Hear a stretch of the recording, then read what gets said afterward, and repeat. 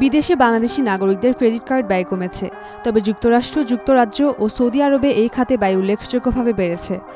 বাংলাদেশ ব্যাংকের সর্বশেষ প্রতিবেদনে এই চিত্র উঠে এসেছে। চলতি বছরের মার্চ মাসে বাংলাদেশিরা বিদেশে মোট ৩৬১ কোটি টাকা ক্রেডিট কার্ডের মাধ্যমে খরচ করেছেন, যা ফেব্রুয়ারির তুলনায় ৬.২৫% কম। গত বছরের একই সময়ে এই ব্যয় ছিল ৫০৩ কোটি টাকা, অর্থাৎ এক বছরে কমেছে ১৪২ কোটি টাকা। ভারতে বাংলাদেশের ক্রেডিট কার্ড লেনদেন সবচেয়ে বেশি কমেছে। ২০২৫ সালের মার্চে ভারতের খাতে খরচ ছিল ২৭ কোটি ৬০ লাখ টাকা, যা ২০২৪ সালের মার্চে ছিল ১০৬ কোটি টাকা, যা ৭২.26% কম। বিশেষজ্ঞরা মনে করেন, ভিসা জটিলতা, সীমান্ত কড়াকড়ি এবং অন্যান্য দেশে ভ্রমণ আগ্রহ বেড়ে যাওয়ায় এই পতনের প্রধান কারণ। ভারতের সঙ্গে কূটনৈতিক টানাপোড়েন এবং পর্যটক ভিসা স্থগিত থাকাও এর পেছনে প্রভাব ফেলেছে।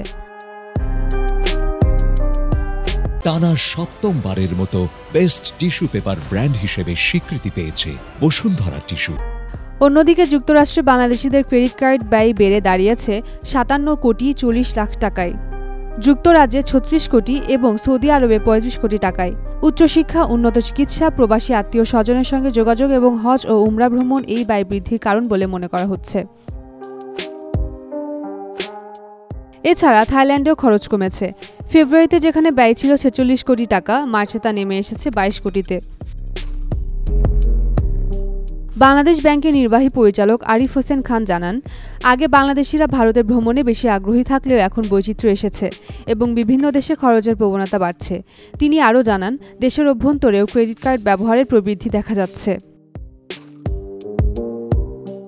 ২০২৫ সালের মার্চে দেশে ক্রেডিট কার্ড লেনদেন ৩,৭৫৫ কোটি টাকায় পৌঁছেছে, যা ফেব্রুয়ারির তুলনায় ২৬.৫২% বেশি। খুচরা বাজার, ডিপার্টমেন্টাল স্টোর এবং সেবামূলক বিল পরিশোধে এই ব্যয় বেশি হয়েছে। এই পরিবর্তন বৈশ্বিক ভ্রমণ এবং আর্থিক লেনদেনে বাংলাদেশিদের নতুন প্রবণতা এবং বহুমুখী সংযুক্তির ইঙ্গিত দিচ্ছে। Ummerumman Kranti, Daily Sun. For more updates, follow us on Facebook, subscribe our YouTube channel, get the latest update on www.daily-sun.com.